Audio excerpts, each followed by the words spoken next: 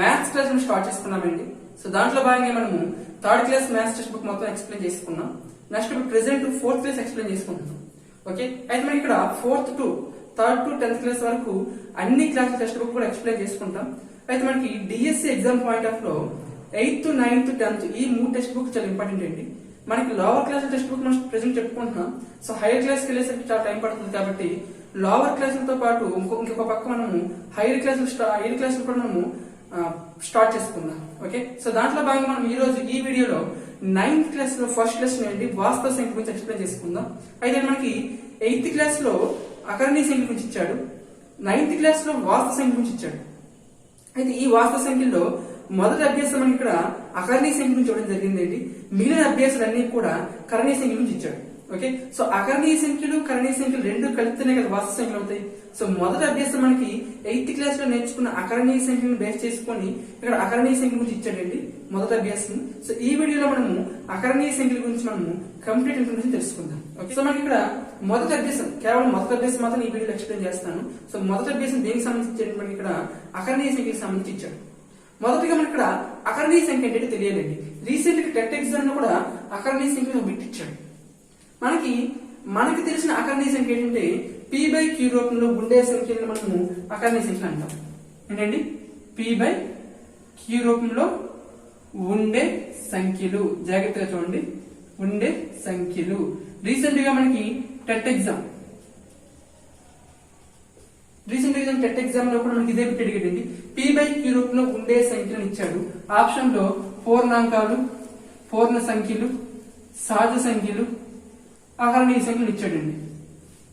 Okay, so general చెప్పాలంటే ఈ ప్రశ్నకు ఈ ఆప్షన్స్ బట్టి ఏది కరెక్ట్ అవుతుందండి? ఏది కరెక్ట్ అవుతుంది? అకరణీయ సంఖ్య కరెక్ట్ అవుతుంది, అంతే కదా. అయితే ఈ ప్రశ్నే రాంగ్. ఈ ప్రశ్నకు సరైన ఆప్షన్ లేదు. పి బై క్యూ రూపంలో ఉండే సంఖ్యని ఏ సంఖ్యలు అంటామంటే వాస్తవ సంఖ్యలు అంటామండి. ఏమంటా?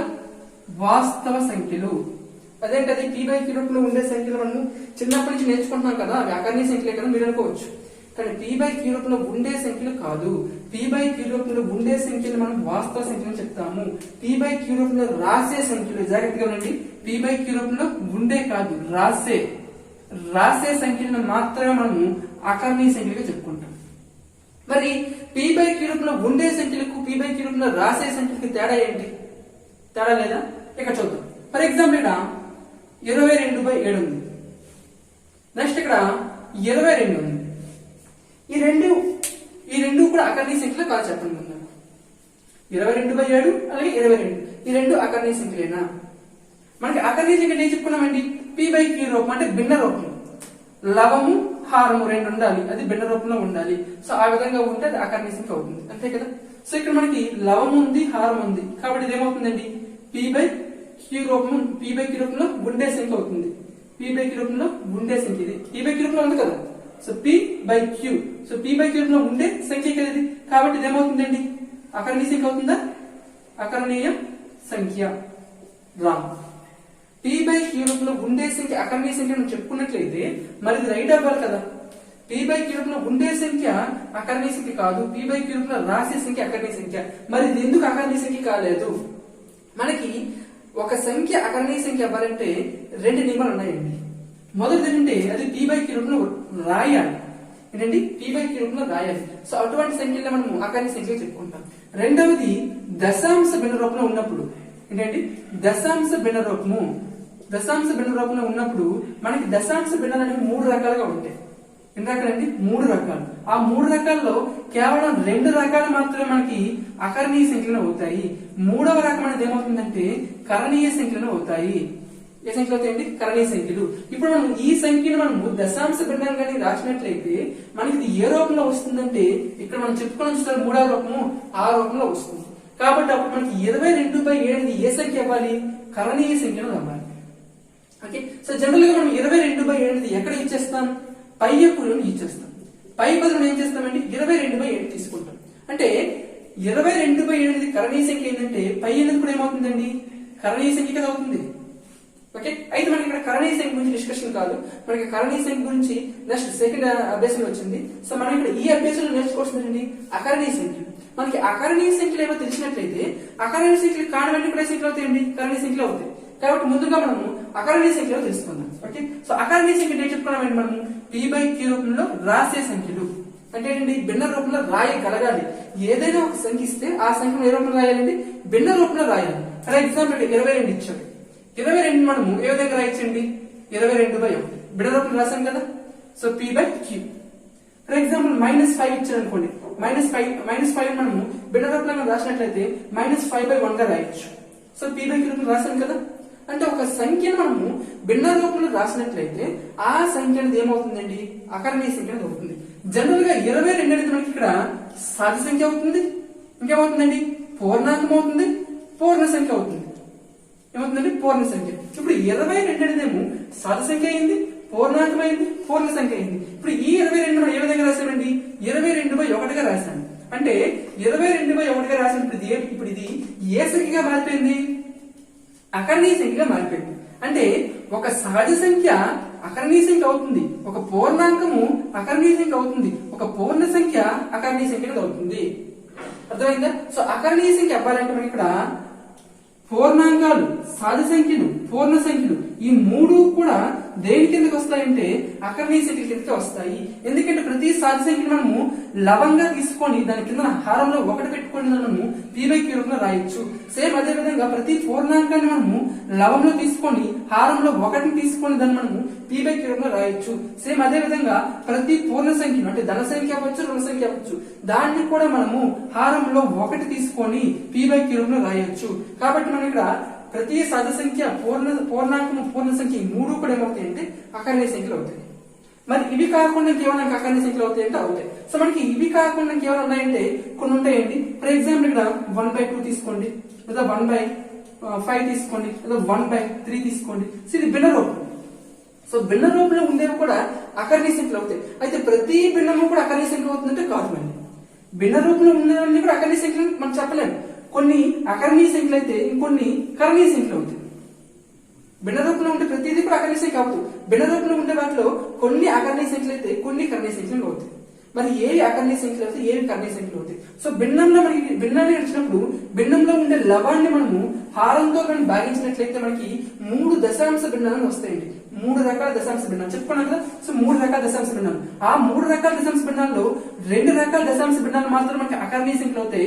3వ రకం దశాంశ భిన్నం అనేదేమో కరణీయ సంఖ్యలు అవుతుంది. మరి ఆ 2 రకాల దశాంశ భిన్నాలు అనేవి ఏంటి, ఆ 2 రకాల దశాంశ భిన్నాలు ఏంటంటే ఇక్కడ మొదటిది అంతమయ్యే, ఏంటండి అంతమయ్యే దశాంశ భిన్నం. రెండవది అంతము కాని ఆవర్తనము, అంతము కాని ఆవర్తనము అయ్యే దశాంశ భిన్నం. మొదటిది అంతమయ్యే దశాంశ భిన్నాలు, రెండవది అంతము కాని ఆవర్తన దశాంశ భిన్నాలు. ఈ 2 మాత్రమే మనకి అకరణీయ సంఖ్యలు అవుతాయి. మిగిలిన ఏవి కూడా అకరణీయ సంఖ్యలు అవుతాయి. సో మిగిలిన ఏంటి, ఈ 2 కాకుండా 3వ రకం ఉన్నాయి కదా. ఆ 3వ రకం ఎటువంటి దశాంశ భిన్నాలు అంటే అవి అంతము కావు, ఆవర్తనము కాదు, వస్తూనే ఉంటాయి. ఫర్ ఎగ్జాంపుల్ 22/7 కానీ తీసుకున్నట్లయితే మనకి ఇక్కడ అది ఎంత వస్తుందంటే 3.141635 సంథింగ్ ఈ విధంగా వస్తూనే ఉంటుంది. అది ఎక్కడా కూడా రిపీట్ అవ్వదు, వచ్చిన నెంబర్ రిపీట్ అవ్వదు, ఎక్కడ కూడా ఎండ్ అవ్వదు కూడా. మనం ఒక దశాంశ భిన్నాన్ని ఫర్ ఎగ్జాంపుల్ 3.5678 రాసాం అనుకోండి, ఇది ఇక్కడతో ఎండ్ అయిపోయింది. సో ఇక్కడతో ఎండ్ అయిపోయింది కాబట్టి ఎటువంటి భిన్నం అవుతుందంటే అంతమయ్యే దశాంశ భిన్నం అనేది అవుతుంది. సో అంతమయ్యే దశాంశ భిన్నం అనేది ఏమవుతుందంటే అకరణీయ సంఖ్యలు అవుతుంది. నెక్స్ట్ ఇక్కడ అంతము కాని ఆవర్తనమయ్యే దశాంశ భిన్నం, అది అంతం కాదు కానీ ఆవర్తనం అవుతూ ఉంటది. ఫర్ ఎగ్జాంపుల్ 0.66666 వస్తూనే ఉంటుంది కదా. 5.376376376 ఈ విధంగా వస్తూనే ఉంటుంది. అంటే దశాంశ బిందువు తర్వాత మనకి ఏదో ఒక సంఖ్య గానీ లేదా ఒక అంకె గానీ రిపీట్ అవుతూ ఉంటుంది. సో అటువంటి ఆ విధంగా రిపీట్ అయినప్పుడు మనం ఏం చేస్తుంటాం అంటే ఆ మొత్తం సంఖ్యను మనము ఒక బార్ గా రాసుకుంటాం. ఫర్ ఎగ్జాంపుల్ దీన్ని 0.6 బార్ గా రాస్తాం, దీన్ని 5.376 బార్ గా రాస్తాం. అంటే బార్ ఉండేవి ఏమవుతాయి అంటే అకరణీయ సంఖ్యలు అవుతాయి. ఏమవుతాయి, అకరణీయ సంఖ్యలు అవుతాయి. ఓకే, సో మనకి దశాంశ భిన్నాల్లో రెండు రకాల దశాంశ భిన్నాలు ఏమవుతాయంటే అకర్ణీయ సంఖ్యలు అవుతాయి. అదేంటంటే ఒకటి అంతమయ్యే దశాంశ భిన్నాలు అకర్ణీయ సంఖ్యలు అవుతాయి. దాంతో పాటు అంతం కాకుండా ఆవర్తనం అవుతూ ఉంటాయి, అంటే బార్ వస్తుంటాయి. సో బార్ వచ్చేవి కూడా ఏమవుతాయంటే అకర్ణీయ సంఖ్యలు అవుతాయి. సో ఈ రెండు కాకుండా అంతము కాదు ఆవర్తనము కాదు, వస్తూనే ఉంటాయి. అది ఇక్కడ మనకి ఎండ్ అవ్వదు, అలాగే ఏ నెంబర్ కూడా రిపీట్ అవ్వదు, వస్తూనే ఉంటుంది. దానికి ఎండింగ్ అనేది ఉండదు. కాబట్టి అటువంటి భిన్నాలను మనము, అటువంటి దశాంశ భిన్నాలను మనము కరణీయ సంఖ్యగా చెప్పుకుంటాం. ఇప్పుడు ఈ దశాంశ భిన్నం అనేది దేని నుంచి వచ్చిందండి? 22/7 నుంచే వచ్చింది. అంటే p/q రూపంలో ఉండే సంఖ్య నుంచే వచ్చింది. కాబట్టి p/q రూపంలో ఉండే, అంటే భిన్న రూపంలో ఉండే ప్రతి సంఖ్య కూడా అకరణీయ సంఖ్య అవ్వదు. భిన్న రూపంలో ఉండే సంఖ్యల్లో కొన్ని అకరణీయ సంఖ్యలు అయితే కొన్ని కరణీయ సంఖ్యలు అవుతాయి. ఓకే, అయితే అకరణీయ సంఖ్యలు అవడానికి మనము భిన్న రూపాలను ఎంచుకున్నాం. మరి ఇక్కడ భిన్న రూపం అంటే ఏ రూపంలో ఉండాలండి? p/q రూపంలో ఉండాలి, అంతే కదా. మరి p/q రూపంలో ఉన్నప్పుడు pq అనేవి ఎటువంటి సంఖ్యలు అవ్వాలి? p అనేది ఏ సంఖ్య అవ్వాలి, q అనేది ఏ సంఖ్య అవ్వాలి? q అనేది 0 అవ్వచ్చా? ఇక్కడ మనకి ఏదైనా ఒక భిన్నంగా తీసుకున్నట్లయితే ఆ భిన్నం యొక్క హారంలో ఎప్పుడూ కూడా 0 అనేది ఉండకూడదు, అంతే కదా. సో 0 ఉన్నట్లయితే దాన్ని నిర్వచించబడదు. కాబట్టి ఇక్కడ q అనేది ఎక్కడ ఉందండి? హారంలో ఉంది. మరి ఇక్కడ హారంలో ఉన్నప్పుడు q వాల్యూ అనేది 0 అవ్వచ్చా? అంటే 0 అవ్వకూడదు, అంటే q నాట్ ఈక్వల్ టు 0 అవ్వాలి. సో p/q రూపంలో రాసే సంఖ్యలు అకరణీయ సంఖ్యలు అయినప్పుడు q అనేది ఏ విధంగా ఉండాలంటే q నాట్ ఈక్వల్ టు 0 అవ్వాలి. Okay, so q not equal to 0 అయితే బాగానే ఉంది. మరి pq రెండు ఎటువంటి సంఖ్యలు అవ్వాలి? pq రెండు కూడా pq బిలాంగ్స్ టు i అవ్వాలండి. i అంటే ఏ సంఖ్య సమితి అండి? పూర్ణ సంఖ్యా సమితి. అంటే పూర్ణ సంఖ్యా సమితికి చెందిన సంఖ్యలై ఉండాలి ఇక్కడ small q. Okay, so pq రెండు కూడా ఏ సంఖ్య సమితి చెందాలండి? పూర్ణ సంఖ్యా సమితి చెందాలి. సో పూర్ణ సంఖ్య సమితి అవ్వచ్చు, లేదా సహజ సంఖ్య సమితి అవ్వచ్చు, పూర్ణాంక సమితి అవ్వచ్చు. సహజ సంఖ్యలైనా పూర్ణాంకాలైనా దేంట్లో ఇమిడి ఉంటాయి? పూర్ణ సంఖ్యలో ఇమిడి ఉంటాయి. కాబట్టి డైరెక్ట్ గా మనము పూర్ణ సంఖ్యలు తీసుకున్నాం. సో pq రెండు కూడా పూర్ణ సంఖ్యా సమితి చెందాలి. ఓకే, అయితే ఇక్కడ p/q రూపంలో రాసినప్పుడు అకరణీయ సంఖ్య యొక్క కనిష్ట రూపంలో ఉంటుంది అండి. ఒక భిన్నాన్ని మనం p/q రూపంలో రాసినప్పుడు pq రెండు కూడా మనకి ఇక్కడ p/q రూపంలో రాసినప్పుడు ఈ రూపం అనేది ఏమవుతుందంటే కనిష్ట రూపం అనేది అవుతుంది. ఏ రూపం? కనిష్ట రూపం. సో కనిష్ట రూపమైన సందర్భంలో pq రెండు కూడా ఎటువంటి సంఖ్యలు అవ్వాలంటే సాపేక్ష ప్రధాన సంఖ్యలు అవ్వాలి. ఏమవ్వాలి? సాపేక్ష ప్రధాన సంఖ్యలు. సో మనం ఇక్కడ క్వశ్చన్ అడగొచ్చు, అకరణీయ సంఖ్య యొక్క సాధారణ రూపం p/q అయినా అకరణీయ సంఖ్య యొక్క కనిష్ట రూపం p/q అయినా pq రెండు కూడా ఎటువంటి సంఖ్యలు అడుగుతుంటాడు. సో ఎల్లప్పుడూ ప్రధాన సంఖ్యలు, ఎల్లప్పుడూ సాపేక్ష ప్రధాన సంఖ్యలు, ఎల్లప్పుడూ బేస్ సంఖ్యలు, లేదా ఎల్లప్పుడూ సరి సంఖ్యలు అడగొచ్చు. కానీ మనకి ఇక్కడ pq రెండు కూడా కనిష్ట రూపంలో ఉన్నప్పుడు ఇక్కడ pq అకరణీయ సంఖ్యనే కాదండి, ఒక భిన్నంగా తీసుకున్నప్పుడు ఆ భిన్నం యొక్క కనిష్ట రూపం, ఫర్ ఎగ్జాంపుల్ 8/15 తీసుకోండి, లేదా 22/7 తీసుకోండి. 22/7 కరణీయ సంఖ్య, కానీ ఒక భిన్నంగా తీసుకుందాం ఫర్ ఎగ్జాంపుల్. సో భిన్నంగా తీసుకున్న సందర్భంలో రెండు సంఖ్యలు కూడా ఎటువంటి సంఖ్యలు అవ్వాలంటే చూడండి, ఇక్కడ 22 అనేది సరి సంఖ్య, 7 అనేది బేస్ సంఖ్య. అంటే రెండు కూడా సరి సంఖ్యలు అవ్వాలని లేదు ఇక్కడ. ఓకే, సో ఇక్కడ రెండు కూడా సరి సంఖ్యలు అవ్వలేదు. ఇక్కడ ఒకటి సరి సంఖ్య కూడా బేస్ సంఖ్య అయ్యింది. లేదా ఇక్కడ చూడండి 8/15 తీసుకున్నాం. 8/15లో 8 ఒకటి సరి సంఖ్య, ఒకటి బేస్ సంఖ్య, 15 బేస్ సంఖ్య. సో మనం రెండు సంఖ్యలు తీసుకున్నప్పుడు ఆ రెండు సంఖ్యలు కూడా సరి సంఖ్యలు అవ్వాలని లేదు, అలాగే రెండు సంఖ్యలు కూడా బేస్ సంఖ్యలు అవ్వాలని లేదు. ఇక్కడ రెండు సంఖ్యలు ఎటువంటి సంఖ్యలు అవ్వాలంటే సాపేక్ష ప్రధాన సంఖ్యలు అవ్వాలి. ఎటువంటి సంఖ్యలు అవ్వాలంటే సాపేక్ష ప్రధాన సంఖ్యలు.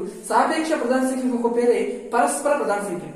ఏంటంటే పరస్పర ప్రధాన సంఖ్యలు. మరి సాపేక్ష ప్రధాన సంఖ్యలు అంటే ఏంటి? నెక్స్ట్ ఏవైనా రెండు సంఖ్యలు తీసుకున్నప్పుడు ఆ రెండు సంఖ్యలకు ఉమ్మడి కారణాంకం అనేది ఒకటి మాత్రమే ఉండాలి. ఏముండాలండి? ఒకటి మాత్రం ఉండాలి. ఒక భిన్నం యొక్క కనిష్ట రూపంగా రాసినప్పుడు ఆ భిన్నంలో లవహారాలు అనేవి ఏ విధంగా ఉండాలంటే, అంటే ఎటువంటి సంఖ్యలు ఉండాలంటే సాపేక్ష ప్రధాన సంఖ్యలు ఉండాలి. ఎటువంటి సంఖ్యలు అండి? సాపేక్ష ప్రధాన సంఖ్యలు. ఓకే, సో మనం ఇక్కడ అకరణీయ సంఖ్యను తీసుకున్నట్లయితే అకరణీయ సంఖ్యను మనం ఏ విధంగా రాస్తాం? p/q రూపంలో రాస్తాం. సో p/q రూపం అంటే భిన్న రూపం. సో భిన్న రూపంలో ఉన్నప్పుడు p/q ఏ రూపంలో ఉన్నట్టు? కనిష్ట రూపంలో ఉన్నట్లు లెక్క. సో ఆ సందర్భంలో pq రెండు కూడా ఎటువంటి సంఖ్యలు అవ్వాలండి?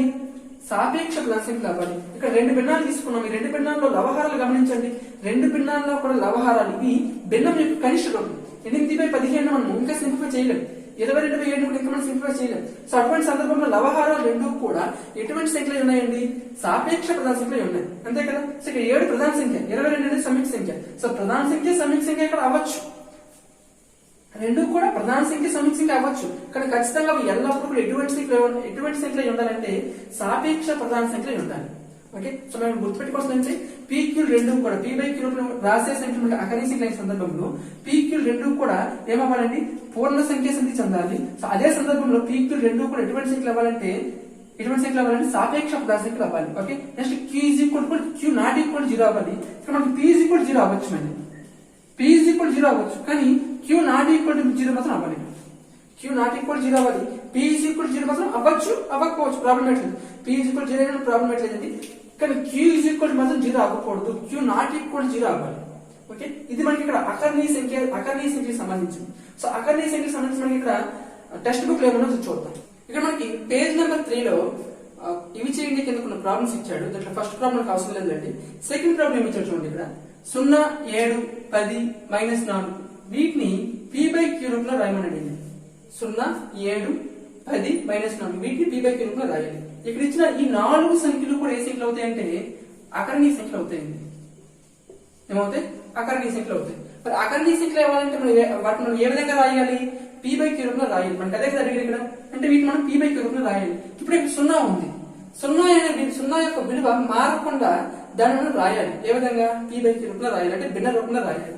ఇక్కడ దీని యొక్క విలువ మారకుండా దీన్ని మనము 0/1 గా రాయొచ్చు కదా, 0/2 గా రాయొచ్చు, 0/3 గా రాయొచ్చు కదా. సో ఏది రాసినా సరే ఏమొస్తుందండి? 0 వస్తుంది. అంటే 0 మనము పీ బై క్యూ రూపంలో రాసాము. ఆ సందర్భంలో క్యూ యొక్క విలువ చూడండి ఏ విధంగా ఉంది. ఇక్కడ 1 ఉంది, ఇక్కడ 2 ఉంది, ఇక్కడ 3 ఉంది, 0 మాత్రం లేదు. కాబట్టి పీ బై క్యూ రూపంలో రాసాము, క్యూ నాట్ ఈక్వల్ జీరో అయింది. కాబట్టి ఇక్కడ మనకి ఏమడిగాడు? 0ని పీ బై క్యూ రూపంలో రాయమన్నాడు. సో 0ని పీ బై క్యూ రూపంలో రాసినప్పుడు దాన్ని ఏ విధంగా రాయొచ్చు? 0/1 గా రాయొచ్చు, 0/2, 0/3 ఏ విధంగా రాయొచ్చు. ఓకే, నెక్స్ట్ సెకండ్ వన్ చూడండి. 7 మనకి పీ బై క్యూ రూపంలో రాయమన్నాడు. సో 7 పీ బై క్యూ రూపంలో రాయాలంటే లవంలో 7 హారంలో 1. లవంలో 7 హారంలో 1. 7/1 యొక్క విలువ ఎంత అవుతుందండి? 7 అవుతుంది. కాబట్టి ఈ 7ని పీ బై క్యూ రూపంలో రాస్తే ఎంత వస్తుందంటే 7/1 వస్తుంది. నెక్స్ట్ ఇక్కడ 10 రాస్తే ఏమొస్తుంది చెప్పగలరా? 10/1 అంతే. నెక్స్ట్ -4 అయితే -4/1 అంతే. సో ఇదేమండి ఇక్కడ. సో ఇచ్చిన అంకెలు అవి పూర్ణాంకాలు అవ్వచ్చు, పూర్ణ సంఖ్యలు అవ్వచ్చు, సాటి సంఖ్యలు అవ్వచ్చు, దాన్ని పీ బై క్యూ రూపంలో రాయమని ఏంటంటే ఆ సంఖ్యకు లేదా ఆ అంకెకు హారంలో 1 పెట్టించుకుంటే సరిపోతుంది. ఓకే, అదే మనకి పీ బై క్యూ రూపంలో అవుతుంది. నెక్స్ట్ చూడండి. ఇక్కడ పేజ్ నెంబర్ 3 లైన్ మనకి ఇక్కడ ఎగ్జాంపుల్ 1 లో ఏమి ఇచ్చాడంటే 3 స్టేట్మెంట్లు ఇచ్చాడండి. ఈ 3 స్టేట్మెంట్లలో ఏది తప్పు ఏది ఓపెన్ కనుక్కోమన్నాడు. ఓకే, ఇక్కడ మనకి మొదటి 2 స్టేట్మెంట్లు చూసినట్లయితే ప్రతి క్యూ అంటే అకర్నీయ సంఖ్య ఏంటి? ప్రతి అకర్నీయ సంఖ్య ఒక పూర్ణ సంఖ్య అవుతుందని అడిగాడు ఫస్ట్ స్టేట్మెంట్. రెండవ స్టేట్మెంట్ లో ప్రతి పూర్ణ సంఖ్య ఒక అకర్నీయ సంఖ్య అవుతుందన్నాడు. థర్డ్ వన్ 0 ఒక అకర్నీయ సంఖ్య చెప్పాడు. ఓకే, సో మనం ఇక్కడ ఈ 3 స్టేట్మెంట్లలో ఏది రైట్ ఏది తప్పు మనం కనుక్కోవాలి. సో మొదటిగా మనం ఇక్కడ థర్డ్ వన్ చూద్దామండి. థర్డ్ వన్ ఏం చూడండి. ఇక్కడ 0 అనేది ఒక అకర్నీయ సంఖ్య. 0 అనేది ఒక అకర్నీయ సంఖ్య. ఏదైనా ఒక సంఖ్య అకర్నీయ సంఖ్య అవ్వాలి అంటే ఏమిటండి? ఆ సంఖ్యను మనం పీ బై క్యూ రూపంలో రాయాలి. ఇప్పుడు 0ని మనం పీ బై క్యూ రూపంలో రాయగలమా? రాయొచ్చు. ఏ విధంగా రాయొచ్చు? 0/1 లేదా 0/2 లేదా 0/100 లేదా 0/1000. సో మనకి ఇక్కడ 0/1000 లేదా 0/100 0/1 అది ఒక భిన్న రూపంలో రాసాం. సో పీ బై క్యూ రూపంలో రాసాం. కాబట్టి 0 అనేది ఏమవుతుంది? అకర్నీయ సంఖ్య అనేది అవుతుంది. సో ఒక సంఖ్యని లేదా ఒక అంకెను మనం పీ బై క్యూ రూపంలో రాసినప్పుడే అది అకర్నీయ సంఖ్య అనేది అవుతుంది. 0ని మనం రాయగలిగాం కాబట్టి 0 అనేది ఏమవుతుందండి? అకర్నీయ సంఖ్య అవుతుంది. ఓకే, నెక్స్ట్ ఈ 2 స్టేట్మెంట్ చూద్దాం. ఓకే, ఈ 2 స్టేట్మెంట్లు చూడడానికి ముందు కొంచెం ఇన్ఫర్మేషన్ చెప్తాను నేను. సో చెప్పాక వాటి గురించి చూద్దాం. అయితే ఇటువంటి స్టేట్మెంట్ కి సంబంధించి నేను ఆల్రెడీ ఒక వీడియో చేశాను. సో ఆ వీడియోకి సంబంధించిన లింక్ నేను కింద డిస్క్రిప్షన్ లో ఇస్తాను, అది చూడండి. ఓకే, ఇక్కడ మనకి ఈ 2 స్టేట్మెంట్ చూడడానికి ముందు ఇక్కడ మనకి సంఖ్య వ్యవస్థలో ఏమేమి ఉంటాయండి? ఏమేమి ఉంటాయి? సరి సంఖ్య సంఖ్య ఉంటుంది, పూర్ణాంక సంఖ్య ఉంటుంది, పూర్ణ సంఖ్య సంఖ్య ఉంటుంది, అకర్ణీయ సంఖ్య సంఖ్య ఉంటుంది. ఓకే, నెక్స్ట్ మనకి ఇక్కడ కరణీయ సంఖ్య సంఖ్య ఉంటుంది, అలాగే వాస్తు సంఖ్య సంఖ్య కూడా ఉంటుంది రండి. ఓకే, అయితే ఇక్కడ వరకు మనకి మాత్రం అకర్ణీయ సంఖ్య సంఖ్య వరకు తీసుకుంటాం. ఓకే, ఇక్కడ మనకి ప్రతి చూడండి. ఇక్కడ ప్రతి సహజ సంఖ్య అనేదేమో పూర్ణాంకం అవుతుంది, ప్రతి సహజ సంఖ్య అనేదేమో పూర్ణ సంఖ్య అనేది అవుతుంది, ప్రతి సహజ సంఖ్య అనేదేమో అకర్ణీయ సంఖ్య అనేది అవుతుంది. లెఫ్ట్ లో పెడుతున్నాను అండి. పైనుంచి కిందకి అయింది చూడండి, పైనుంచి కిందకి అయింది. ప్రతి సహజ సంఖ్య పూర్ణాంకమైంది, పూర్ణ సంఖ్య అయింది, అకర్ణీయ సంఖ్య అయింది. కానీ దీనికి విపర్యం అంటే ప్రతి పూర్ణ సంఖ్య పూర్ణాంకము సహజ సంఖ్య సంఖ్యను అవ్వదు, సహజ సంఖ్యను అవ్వదు. అలాగే ప్రతి పూర్ణ సంఖ్య సహజ సంఖ్యను అవ్వదు, ప్రతి అకర్ణీయ సంఖ్య సహజ సంఖ్య అనేది అవ్వదు. ఓకే, సో సింపుల్ గా చెప్పాలంటే ఈ వర్షన్ విధంగా రాసుకున్న తర్వాత ఈ n అనేది స్టార్టింగ్ లో పెట్టుకోండి, ఇది ఇక్కడ చెప్పేసి ఇక్కడ పెట్టండి. ఓకే, సో పెట్టినట్లయితే మీకు ఏమొస్తుందంటే ప్రతి సహజ సంఖ్య పూర్ణాంకం అవుతుంది, ప్రతి సహజ సంఖ్య ఏమొస్తుందంటే పూర్ణ సంఖ్య అవుతుంది, ప్రతి సహజ సంఖ్య అకర్ణీయ సంఖ్య అవుతుంది. ప్రతి స్టార్టింగ్ పెట్టుకుంటే అవుతుంది అంతే. ప్రతి సహజ సంఖ్య పూర్ణాంకం అవుతుంది, ప్రతి సహజ సంఖ్య పూర్ణ సంఖ్య అవుతుంది, ప్రతి సహజ సంఖ్య అకర్ణీయ సంఖ్య అవుతుంది. ఓకే, ఇక్కడ మనము n అనేది లెఫ్ట్ సైడ్ పెట్టామండి, లెఫ్ట్ సైడ్ పెట్టాం. ఇప్పుడు ఇదే n మనము రైట్ సైడ్ పెడితే ఏమవుతుందో చూద్దాం. ఓకే, సో రైట్ సైడ్ పెట్టినట్లయితే ఇప్పుడు ఈ n లెఫ్ట్ సైడ్ పెట్టాం కదా, ఇప్పుడు ఈ n అని చెప్పేసి రైట్ సైడ్ పెట్టినట్లయితే మనకి స్టేట్మెంట్లు ఏ విధంగా మారుతాయంటే పూర్ణాంకము, అలాగే పూర్ణ సంఖ్య, అకర్ణీయ సంఖ్య, ఇది సహజ సంఖ్య. సేమ్ ప్రతి పూర్ణాంకము సహజ సంఖ్య అవ్వదు. ఇక్కడ ఏమైందండి, అవుతుంది. n లెఫ్ట్ సైడ్ పెట్టుకుంటే అవుతుంది, అదే n రైట్ సైడ్ వేసిన స్టేట్మెంట్ ఏ విధంగా మార్పించండి. ప్రతి పూర్ణాంకము సహజ సంఖ్య అనేది అవ్వదు, ప్రతి పూర్ణ సంఖ్య సహజ సంఖ్య అనేది అవ్వదు, ప్రతి అకర్ణీయ సంఖ్య సహజ సంఖ్య అనేది అవ్వదు. అది n కి సంబంధించి. ఓకే, సో n సరిపోయింది, n అయిపోయింది, n పని అయిపోయింది. ఇప్పుడు మనకి దేనికంటే నెక్స్ట్ w అంటే పూర్ణాంకం. ఇప్పుడు ఈ పూర్ణాంకం గురించి చూద్దాం. సో ఈ పూర్ణాంకాన్ని మేము లెఫ్ట్ సైడ్ పెడితే మనకి ఏమొస్తుందండి, పూర్ణాంకము అలాగే IQ. లెఫ్ట్ సైడ్ పెడితే ఏమవుతుందండి, అవుతుంది. ఏమవుతుంది, ప్రతి పూర్ణాంకము పూర్ణ సంఖ్య అవుతుంది, ప్రతి పూర్ణాంకము అకర్ణీయ సంఖ్య అవుతుంది. ఇప్పుడు ఇదే పూర్ణాంకము రైట్ సైడ్ పెడతాం. సో రైట్ సైడ్ పెడితే స్టేట్మెంట్ ఏ విధంగా మారుతుంది చూడండి. ప్రతి పూర్ణ సంఖ్య పూర్ణాంకము రైట్ సైడ్ పెడితే ఏమవ్వాలండి, అవ్వకూడదు. రైట్ సైడ్ పెడితే అవ్వకూడదు అంటే అవ్వదు. ఏమవ్వదు, ప్రతి పూర్ణ సంఖ్య పూర్ణాంకం అవ్వదు, ప్రతి అకర్ణీయ సంఖ్య పూర్ణాంకం అవ్వదు.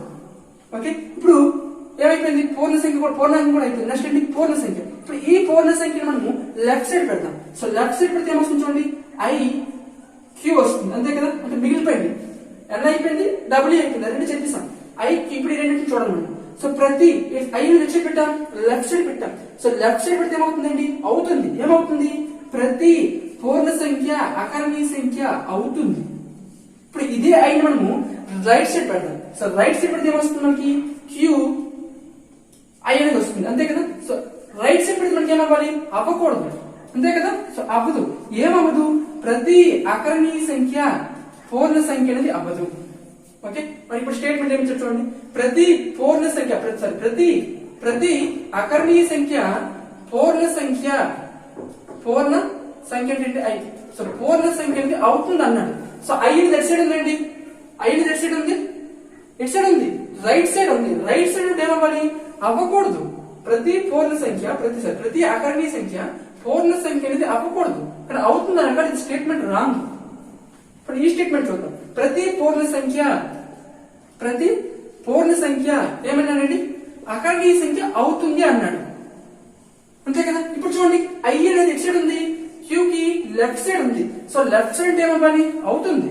కరెక్టే చెప్పండి కదా, ప్రతి పూర్ణ సంఖ్య అకర్ణీయ సంఖ్య అవుతుంది, ప్రతి అకర్ణీయ సంఖ్య పూర్ణ సంఖ్య అనేది అవ్వదు, ప్రతి అకర్ణీయ సంఖ్య పూర్ణ సంఖ్య అనేది అవ్వదు.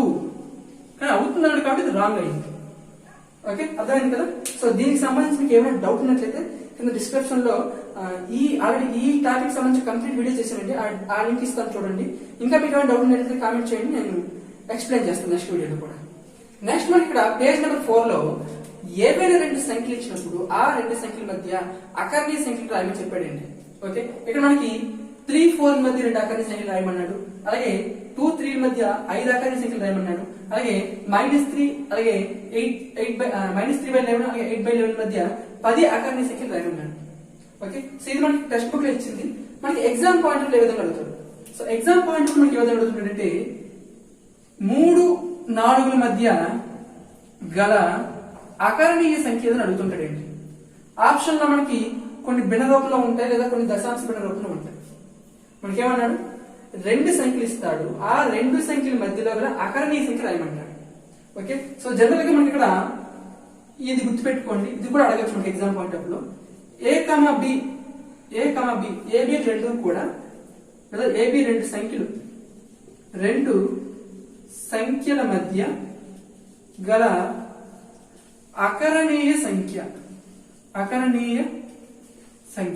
అంటే ఏబి రెండు సంఖ్యలు అయినప్పుడు వాటి మధ్యలో గల అకరణీయ సంఖ్య ఏమవుతుందంటే వాటి యొక్క సగటు అనేది అవుతుంది. ఏమవుతుంది? వాటి యొక్క సగటు అంటే a+b/2.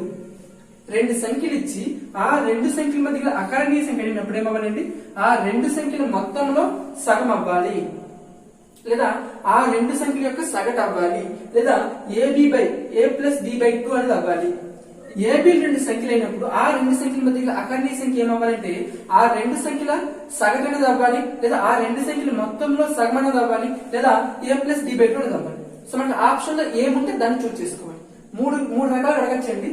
రెండు సంఖ్యలు ఇచ్చినప్పుడు ఆ రెండు సంఖ్యల అకరణీయ సంఖ్యలు అడిగినప్పుడు ఆప్షన్ లో మూడు రకాలుగా ఉండే ఛాన్స్ అనేది. ఒకటి వాటి సగటు అంటాడు, వాటి సగటు కరెక్ట్ అయ్యేది.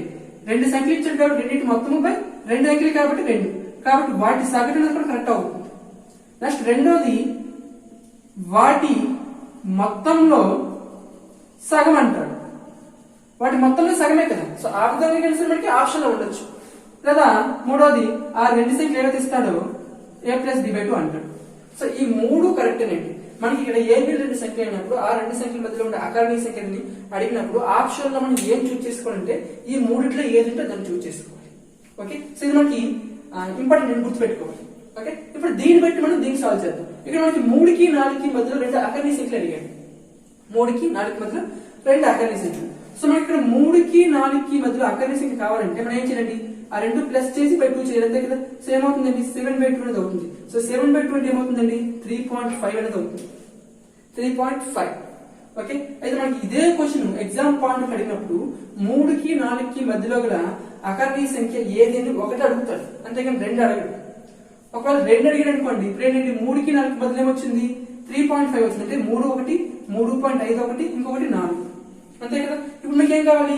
3కి 4కి మధ్యలో రెండు కావాలి, రెండు అకరణీయ సంఖ్య కావాలి. ఇక్కడ ఒకటి వచ్చింది. ఇప్పుడు ఈ రెండింటికి మధ్యలో ఒకటి కట్టచ్చు, లేదా ఈ రెండింటికి మధ్యలో ఒకటి కట్టచ్చు. ఓకే, అంటే దీన్ని బట్టి మనం రెండే కట్టచ్చు. ఓకే, ఇప్పుడు మనకి ఇక్కడ క్వశ్చన్ అడిగాడు 3కి 4కి మధ్యలో రెండు అకరణీయ సంఖ్యలు పెట్టమన్నాడు. అయితే మనము దీన్ని ఏ విధంగా చేయాలంటే ఆప్షన్స్ బట్టి వెళ్ళాలండి. దేని బట్టి వెళ్ళాలి? ఆప్షన్స్ బట్టి. ఓకే, సో ఆప్షన్స్ మనం చూసినట్లయితే మనకి ఏంటండి? 3 కంటే ఎక్కువ ఉండాలి, 4 కంటే తక్కువ ఉండాలి. మనకి ఆప్షన్ ఏ విధంగా ఇస్తున్నాడంటే ఆప్షన్ లో ఖచ్చితంగా 90% భిన్నాలు ఇస్తాడండి. ఓకే, సో భిన్నాలు ఇచ్చినప్పుడు ఆ భిన్నాలు మనం ఏం చేయాలంటే భాగించాలి. లవాన్ని హారంతో కానీ భాగించినట్లయితే మనకి ఏదైతే 3 పాయింట్ వస్తుందో, ఏంటండి 3 పాయింట్ వస్తుందో అదే ఆన్సర్ అవుతుంది. ఓకే, సో 3కి 4కి మధ్యలో ఏ అకరణీయ సంఖ్య ఉంటుందంటే 3.1 ఉంటుంది, 3.2 ఉంటుంది, 3.3 ఉంటుంది, లేదా 3.11 ఉంటుంది, లేదా 3.12 ఉంటుంది, లేదా 3.13. సో ఎన్నైనా ఉంటాయి. కానీ ఏ విధంగా ఉండాలి? అకరణీయ సంఖ్య ఉంది కాబట్టి అది అంతం అవ్వాలి, లేదా ఆవర్తనం అవుతూ ఉండాలి. అంతం కాకుండా ఆవర్తనం అవుతూ ఉండాలి. సో ఈ రెండు రకాలుగా మాత్రమే ఉండాలి. ఓకే, అయితే మనం ఇక్కడ ఇంకోటి గుర్తుపెట్టుకోవాలండి. ఇక్కడ ఏబి రెండింటికి మధ్యలో ఉండే అకరణీయ సంఖ్య అంటే a+b/2. అలా కాకుండా ఏబి రెండు సంఖ్యలు అయినప్పుడు వాటి మధ్య ఎన్ని అకరణీయ సంఖ్యలు ఉంటాయి అని అడిగాడు అనుకోండి. ఎన్ని అకరణీయ సంఖ్యలు ఉంటాయి? ఎన్ని ఉంటాయండి? ఇక్కడ మనకి 3కి 4కి తీసుకుందాం. 3కి 4కి మధ్య వచ్చింది 3.5 వచ్చింది. మళ్ళీ మనం ఏం చేయొచ్చు? 3కి 3.5కి రెండింటికి మధ్య చేయొచ్చు, ఇక్కడ సంఖ్య వస్తుంది. ఈ సంఖ్యకి 3.5 కి మధ్య చేయొచ్చు, మరి 3.5కి 4కి మధ్య ఇవన్నీ తనపై. సో 3కి 4కి మధ్య అనంతం ఉంటాయి. ఓకే, సో 3కి 4కి మధ్య ఉంటాయండి అనంతం. ఇక్కడ 3, 4, 2 కూడా వరుస సంఖ్యలు. రెండు వరుస సంఖ్యల మధ్యలో అనంతమైన అకరణీయ సంఖ్యలు ఉంటే మిగతా ఇంక ఏ సంఖ్యలు తీసుకున్నా వాటి మధ్యలో ఎన్ని అకరణీయ సంఖ్యలు ఉంటాయండి? చెప్పలేం, ఎన్నైనా ఉంటుంది. కాబట్టి మనం ఇక్కడ రెండు సంఖ్యల మధ్యలో అకరణీయ సంఖ్యల సంఖ్య అంటే ఏం చెప్పాలండి? అనంతం అని చెప్పాలి. అలా కాకుండా రెండు అంకెలు ఇచ్చి లేదా రెండు సంఖ్యలు ఇచ్చి వాటి మధ్యలో గల అకరణీయ సంఖ్య ఏది, అకరణీయ సంఖ్య ఏది, అకరణీయ సంఖ్యలు ఎన్ని అంటే అనంతం, అకరణీయ సంఖ్య ఏది అంటే a+b/2 రాయాలి. ఓకే, సదరైంది కదా. సో రెండు సంఖ్యలు ఇచ్చి వాటి మధ్యలో అకరణీయ సంఖ్య అంటే a+b/2 చేయాలి. ఎన్ని ఉంటాయంటే అనంతం అని చెప్పాలి. ఇప్పుడు మనకి ఏమడిగాడు ఇక్కడ 3కి 4కి మధ్యలో 2 అకర్ణీయ సంఖ్యలు రాయమన్నాడు. ఇక్కడ చెప్పడం కాదు. సో మనకి ఇక్కడ మనకి ఆప్షన్స్ పెట్టచ్చు ఇక్కడ జనరల్ గా exam point of view. So ఇక్కడ 2 రాయమన్నాడు కాబట్టి 10 రాస్తాను ఇక్కడ. ఏంటండి 3.1 ఒకటి, 3.2 ఒకటి, 3.3 ఒకటి, 3.4 ఒకటి, 3.5, 3.6, 3.7, 3.8, 3.9, 3.10 ఉంటుందండి. అంటే 4 అవుతుంది అంతే కదా. సో 4 తీసుకోకూడదు, మధ్యలో రాయమన్నాడు కదా. సో 2 రాయమన్నాడు, 9 రాస్తాను. ఇంకా రాయొచ్చు. 3.1 ఉంది కదా, 3.11 రాయొచ్చు, 3.12 రాయొచ్చు. సో ఈ విధంగా ఎన్ని రాయొచ్చు. ఓకే, అయితే మనకి ఎగ్జామ్ పాయింట్ అడిగినప్పుడు ఆప్షన్స్ లో ఏవైతే భిన్నాలు ఉంటాయో ఆ భిన్నాన్ని భాగించినప్పుడు మనకి 3కి 4కి మధ్యలో 3 పాయింట్ల ఏదైతే వస్తుందో అదే ఆన్సర్ అవుతుంది. ఓకే, నెక్స్ట్ ఇక్కడ 2కి 3కి మధ్యలో 5 రాయమన్నాడు. సేమ్ 2.1, 2.2, 2.3, 2.4 ఇవన్నీ అవుతాయి. నెక్స్ట్ ఇక్కడ ఇది మనకి మళ్ళీ ఇంపార్టెంట్ అండి. -3/11, 8/11 మధ్యలో 10 అకర్ణీయ సంఖ్యలు రాయమన్నాడు. -3/11 ఏం చేస్తారండి, పాయింట్లకు మార్చుకోవాలి. అలాగే 8/11 మళ్ళీ మనం పాయింట్లకు మార్చుకోవాలి. సో ఆ విధంగా ఆలోచించుకుంటే మనకి టైం అనేది చాలా ఎక్కువైపోతుందండి. సో ఆ విధంగా ఆలోచించుకోండి. ఇక్కడ చూడండి 11 హారం ఏమున్నాయి, 11 ఉన్నాయి. సో రెండు కూడా ఏ భిన్నాలండి, సజాతీయ భిన్నాలు. సో సజాతీయ భిన్నాలు అయినప్పుడు ఇక్కడ మనకి పైన 11 చూడండి ఏముంది, -3 ఉంది. ఇక్కడేముందండి 8 ఉంది. అంటే -3కి 8కి మధ్యలో ఏ సంఖ్యలు ఉంటాయండి, ఉంటాయి కదా. ఏముంటాయి, -2, -1, 0, 1, 2, 3, 4, 5, 6, 7 వరకు ఉంటాయి. సో అవన్నీ రాయించు. 1 ఇది మనకి -3/11 కదా. అంటే -2/11, -1/11, -0/11, -0/11, 1/11, 2/11, 3/11, 4/11, 5/11, అలాగే 7/11 వరకు రాయొచ్చు. సో మొత్తం ఎన్ని సంఖ్యలు అవుతాయండి, 10 సంఖ్యలు అవుతాయి. అర్థమైంది కదా. సో 2 సంఖ్యలు ఇక్కడ మనం గుర్తుపెట్టుకోవాల్సిన 2 పాయింట్లు. 2 సంఖ్యలు ఇచ్చి ఆ 2 సంఖ్యల మధ్యలో ఎన్ని ఎన్ని ఎన్ని ఎన్ని అకర్ణీయ సంఖ్యలు ఉంటాయంటే అనంతం. అలా కాకుండా 2 సంఖ్యలు ఇచ్చి ఆ 2 సంఖ్యల మధ్యలో గల అకర్ణీయ సంఖ్య అడిగితే ఏం చేయాలండి, వాటి సగటం చెప్పొచ్చు, లేదా వాటి మొత్తంలో సగం అని చెప్పొచ్చు, లేదా ఆ 2 సంఖ్యలు ఏవైతే a+b/2 అని చెప్పొచ్చు. ఓకే, నెక్స్ట్ మనకి ఇక్కడ పేజ్ నెంబర్ 5 లో కొన్ని భిన్నాలు ఇచ్చాడండి. ఆ భిన్నాన్ని దశాంశ భిన్నాలుగా మార్చుకున్నాడు. ఓకే, సో మనకి ఇక్కడ 7/16 ఒకటి ఇచ్చాడు, 10/7 ఒకటి ఇచ్చాడు, 2/3, 1/17, అలాగే 1/19. మనకి ఇచ్చిన భిన్నాన్ని దశాంశ భిన్న రూపంలో మార్చడం అనేది 7th లోనే ఉంటుంది, 8th లోనే ఉంటుంది. సో మనం ఇక్కడ 7th, 8th లో కంప్లీట్ గా దానికి సంబంధించిన ఇన్ఫర్మేషన్ నేర్చుకుంటామండి. సో మనం ఇక్కడ వాడు ఏం చెప్పదలుచుకున్నాడంటే ఇచ్చిన భిన్నాలు ఒక ఆన్సర్ బట్టి ఆ దశాంశ భిన్న రూపం అనేదేమో అంతమయ్యే దశాంశ భిన్నము, అంతము కాని ఆవర్తిత దశాంశ భిన్నము. సో ఇవి చెప్పదలుచుకున్నాను. సో అందుకే ఇక్కడ నేను ఇచ్చిన ప్రాబ్లమ్స్ ని డైరెక్ట్ ఆన్సర్ రాస్తాను ఇక్కడ. సో అక్కడ అది 7/16 ఇచ్చాడు. 7/16 మనం సింపుల్ గా చేసుకుంటే 0.4375 వస్తుంది. ఓకే, సో ఏ విధంగా వస్తుంది చేద్దాం అంటే ఒకటి చేద్దాం. ఫర్ ఎగ్జాంపుల్ 16తో హారంతో లవాన్ని భాగించాడు. ఓకే, సో మనం ఇక్కడ ఏని భాగించగలం, మా 16 తోటి భాగించలేం కాబట్టి 16,0,0,7. నెక్స్ట్ పాయింట్ పెట్టుకొని 0 పెట్టుకోవాలి. సో 16 ఎంత అవుతుందండి, 16 4ల ఎంత అండి, 64. అంతేనా. ఎంత వస్తుందండి, 6. సో ఆల్రెడీ పాయింట్ ఉంది కాబట్టి 0 పెట్టుకుంటాం. ఎంత అయింది, 60 అయింది. 16 3ల 48 ఎంత వస్తుందండి, 12. ఆల్రెడీ పాయింట్ ఉంది కాబట్టి 0 వస్తుంది. ఓకే, సో నెక్స్ట్ ఎంత అవుతుందండి, 16 7ల 112. ఓకే, సో ఎంత వస్తుందండి, 20 - 12 అంటే 112 ఎంత వస్తుందండి, 8 వస్తుంది. సో పాయింట్ ఉంది కాబట్టి 0 పెట్టుకుంటే 16 5ల 80. ఓకే, సో ఈ విధంగా చేయాలి. సో ఒక భిన్నాన్ని మనం దశాంశ భిన్నంలో మార్చినప్పుడు సో ఈ విధంగా కానీ మార్చినట్లయితే మనకి ఇక్కడ భాగఫలం అనేది ఏదైతే వస్తుందో అదే మనకి ఆ భిన్నం యొక్క దశాంశ రూపం అవుతుంది. ఓకే, సో 7/16 దశాంశ రూపంలో మార్చినప్పుడు 0.4375 5తో ఎండ్ అయిపోయింది లేదు. సో ఎండ్ అయిపోయింది కాబట్టి దీన్ని మనం ఎటువంటి దశాంశ భిన్నం అంటామంటే అంతమయ్యే, ఇక్కడ రాస్తుంది చూడండి, అంతమయ్యే దశాంశ భిన్నం. సో అంతమయ్యే దశాంశ భిన్నాలను ఏ విధంగా చెప్పుకున్నాం, అకర్ణీయ సంఖ్య చెప్పుకున్నాం. కాబట్టి ఈ 7/16 అనేది అకర్ణీయ సంఖ్య అవుతుంది. ఓకే, నెక్స్ట్ ఇక్కడ 10/7. సో 10/7 మనము ఈ విధంగా భాగించినట్లయితే ఏమొస్తుందంటే 1.428571 బార్. ఇక్కడ జాగ్రత్తగా చూడండి, పాయింట్ తో వచ్చే సంఖ్యని మనము 42857 బార్గా చదివిన తప్ప 4,28,571 బార్ చదవలేదు. పాయింట్ తో వచ్చే అంకెలను మనము అంకెలుగానే చదవాలి. 0.428571 బార్గా చదివాం. ఓకే, సో మనకి ఇక్కడ ఒకటే చెప్పుకున్నాం, బార్ ఉన్న సంఖ్యలు కూడా ఏ సంఖ్యలు అవుతాయండి, అకర్ణీయ సంఖ్యలు అవుతాయి. సో బార్ ఉండే సంఖ్యలు మనము ఏ విధంగా చెప్తామంటే అంతము, ఇవి అంతం అయిపోయి, ఇవి అంతం కావు, వస్తూనే ఉంటాయి. అంటే అంతం కాని, అంతం కాదు, ఇక్కడ ఏమయ్యాయి, వచ్చిన నెంబర్స్ మళ్ళీ మళ్ళీ వస్తున్నాయి, అంటే ఆవర్తనం అవుతూ ఉన్నాయి. సో అంతము కాని ఆవర్తనము అయ్యే దశాంశ భిన్నాలుగా చెప్పుకుంటాం. అంతే కదా. ఇప్పుడు మనకి అంతమయ్యే దశాంశ భిన్నము, అంతము కానీ ఆవర్తిత దశాంశ భిన్నము, ఈ రెండు కూడా ఏ వర్గానికి చెందుతాయండి, అకర్ణీయ సంఖ్యలు చెందుతాయి. దేనికి, అకర్ణీయ సంఖ్యలు. అంటే ఈ రెండు కూడా ఏమవుతాయి, అకర్ణీయ సంఖ్యలు అవుతాయి. నెక్స్ట్ 2/3 చూద్దాం. 2/3 ఏమవుతుంది చూడండి, 0.6 బార్, అంటే 0.666 ఈ విధంగా వస్తూ ఉంటుంది. సో 6 బార్ ఉంటే, కళ్ళు మూసుకొని పెట్టొచ్చండి, బార్ ఉంటే అదే సంఖ్య ఏంటి, అకర్ణీయ సంఖ్య. ఓకే, నెక్స్ట్ దీనికి సంబంధించి ఇంకా 2 ఎగ్జాంపుల్స్ ఇచ్చాడండి, 1/17, 1/19, వీటిని దశాంశ రూపంలో రాయమన్నాడు. ఓకే, మనకి ఎగ్జామ్ పాయింట్ ఆఫ్ 99% అడగడు. సో 1/17 మనము దశాంశ రూపంలో రాసినప్పుడు ఏమవుతుందంటే 17తో 1ని భాగించాలి. సో భాగించలేం కాబట్టి 17 0 0 1 పాయింట్ పెట్టుకుని 0 పెట్టుకుని 0 10 అవుతుంది, సరిపోదు. మళ్ళీ 17 0 0 1 0 మళ్ళీ పాయింట్ 0 పెట్టుకుంటూ 100 అవుతుంది. సో ఈ విధంగా మనం చేసుకుంటూ రావాలి. 17 5 85. సో ఈ విధంగా చేసుకున్నట్లయితే మనకి ఏదైతే వస్తుందో దాన్ని బట్టి మనం నాకు పేరు పెట్టుకోవాలి. అది అంతమైన దశాంశమా, లేదా అంతము కానీ ఆవర్తన దశాంశ భిన్నమా, లేదా అంతము కానీ ఆవర్తనము కానీ దశాంశ భిన్నం చూసుకోవాలి. సో దాన్ని బట్టి అది అకర్ణీయ సంఖ్య అవుతుందా, కరణీయ సంఖ్య అవుతుందో చెప్పుకోవచ్చు. అంతమయ్యే దశాంశ భిన్నము, అంతము కానీ ఆవర్తనము అయ్యే దశాంశ భిన్నం రెండు కూడా ఏమవుతాయి అంటే అకర్ణీయ సంఖ్యలు అవుతాయి. ఓకే, సో అంతము కాకుండా ఆవర్తనము కాకుండా అలా వస్తూనే ఉంటాయి. ఆవర్తనం అంటే వచ్చిన సంఖ్య రావాలి, అలా కాకుండా ఏ సంఖ్య వస్తుందో మనకు తెలియకుండా వస్తూనే ఉన్నది అనుకోండి. సో అటువంటి సంఖ్యలు మనం కరణీయ సంఖ్యకి తీసుకోవాలి. దాన్ని మనం ఏమంటామంటే అంతము కానీ ఇది ఆవర్తనం అయ్యే దశాంశం. అదేమవుతుందంటే అంతము కాదు ఆవర్తనము కాదు, అటువంటి దశాంశం అవుతుంది. అది దేనికి ఎందుకు వస్తుందంటే కరణీయ సంఖ్య ఎందుకు వస్తుంది. ఓకే, సో ఈ రెండు మీరు ట్రై చేయండి. నెక్స్ట్ మనం ఇక్కడ ఎగ్జాంపుల్ 5 చూడండి. ఎగ్జాంపుల్ 5 ఏమించంటే 3.28 ని p/q రూపంలో రాయమన్నాడు. పాయింట్ లో ఇచ్చాడు, ఉప రూపంలో రాయమన్నాడు. సో మనం ఏం చేస్తామండి, దీన్ని మనము పాయింట్ తీస్తే ఏమవుతుందండి 328 అవుతుంది.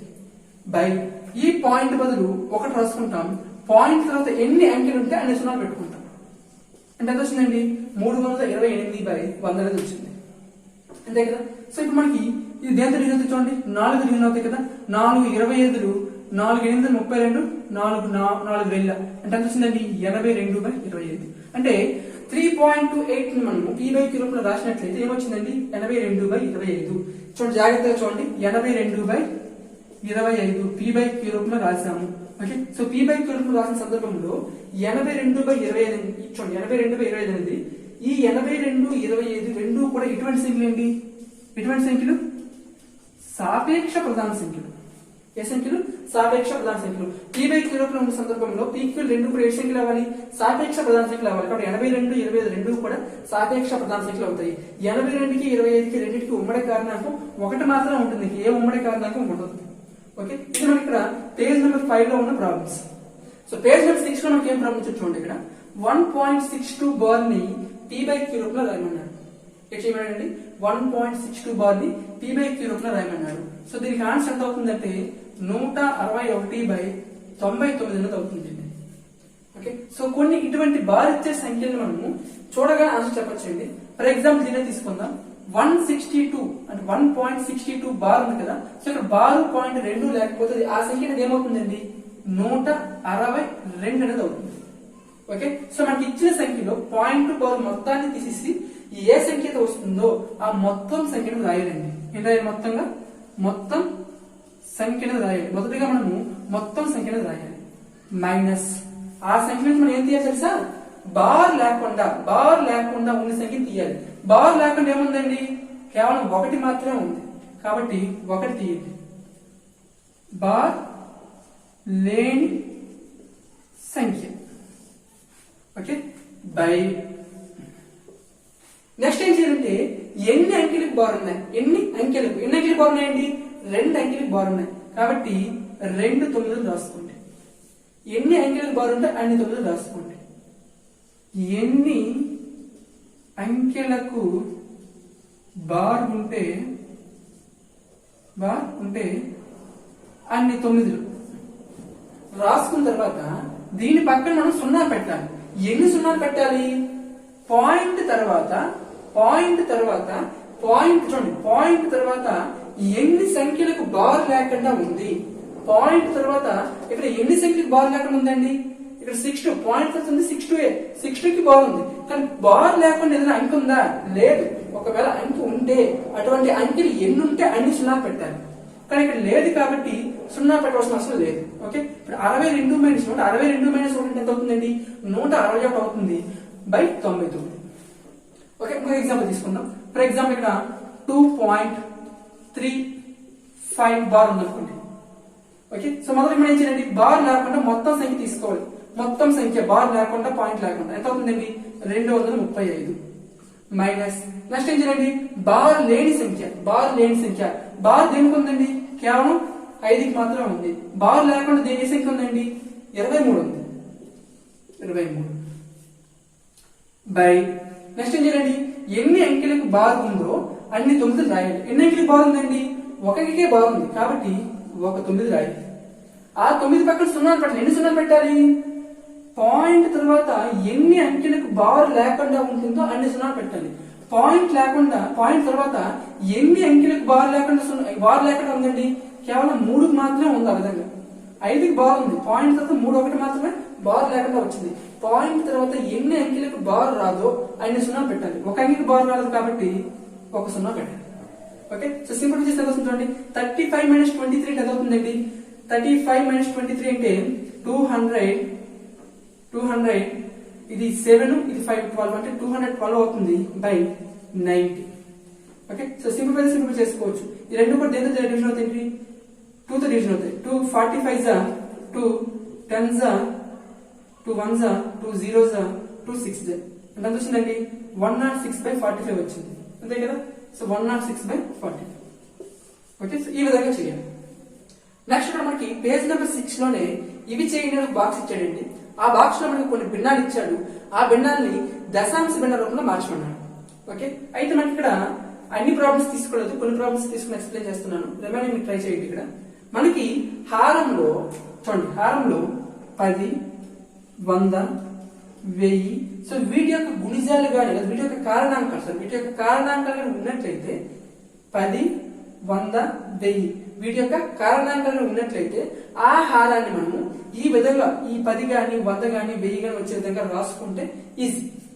ఓకే, సో మనం 1/2 ఉంది, ఏం చేయాలండి, 2 తో మనం 1 డివిజన్ చేయాలి. దానికంటే ఇక్కడ 2 ని మనము 10 వచ్చే విధంగా రాయొచ్చు కదా. సో ఏం చేయొచ్చు, 5తో గుణిస్తే 10 అయిపోతుంది. అయితే ఒక భిన్నంలో హారాన్ని 5తో గుణిస్తే మరి లవాన్ని ఏం చేయాలండి, 10తో గుణించాలా, లవాన్ని కూడా మనం 5తో గుణించాలి. హారాన్ని 5తో గుణిస్తే లవాన్ని కూడా 5తో ఎందుకు గుణించాలంటే ఒక భిన్నం యొక్క విలువ మారకుండా ఉండాలంటే లవహారాలను మనం ఒకే సంఖ్యతో గుణించాలి లేదా ఒకే సంఖ్యతో భాగించాలి. అంతేగాని ఒకే సంఖ్యను కలపకూడదు, ఒకే సంఖ్యను తీసివేయకూడదు. ఒక భిన్నం యొక్క విలువ మారకుండా ఉండాలంటే ఒకే సంఖ్యతో గుణించవచ్చు, భాగించవచ్చు, కానీ కలపకూడదు, తీసివేయకూడదు. ఓకే, సో ఇప్పుడు మనం ఇక్కడ ఈ భిన్నం యొక్క విలువ మారకుండా లవహారాలను 5తో గుణిస్తున్నాం. సో గుణిస్తే ఏమొస్తుందండి, 5/10 వస్తుంది. సో హారంలో 10 ఉన్నప్పుడు దాన్ని మనం భిన్న రూపంలో రాసినప్పుడు అంటే ఇది భిన్నం కదా. సో హారంలో 10 గాని 100 గాని 1000 గాని ఉన్నప్పుడు దాన్ని దశాంశ భిన్నంలో మార్చడం ఈజీయే కదా. సో ఏం చేస్తామండి, లవం ఎంత ఉంటే అంత తీసుకుంటాం. హారంలో 10 ఉంది కాబట్టి ఒక సున్నా ఉంది కాబట్టి ఒక స్థానంతో మనం పాయింట్ పెట్టుకోవాలి, అంటే 0.5. సో 0.5 చదవడానికి బాగోదు కాబట్టి 0 ముందు పెట్టుకుంటే 0.5 అని అవుతుంది. ఓకే, నెక్స్ట్ ఇక్కడ 1/2 ఏమవుతుందండి, 1/4 అవుతుంది. సో ఇక్కడ మనకి 4 ని మనము 10 గాని 100 గాని 1000 వచ్చే విధంగా రాసుకోవచ్చా, 10 వచ్చే విధంగా అయితే రాయలేదు, కానీ 100 వచ్చే విధంగా రాయొచ్చు. ఏ విధంగా, 25తో గుణించాలి. సో లవహారాన్ని 25తో గుణిస్తే ఎంత వస్తుందండి, 25/100 వస్తుంది. సో ఇప్పుడు దీన్ని మనం పాయింట్ లో మార్చుకుంటే ఏమవుతుంది చూడండి, 25 లవం ఏదంటే రాసుకుంటాం.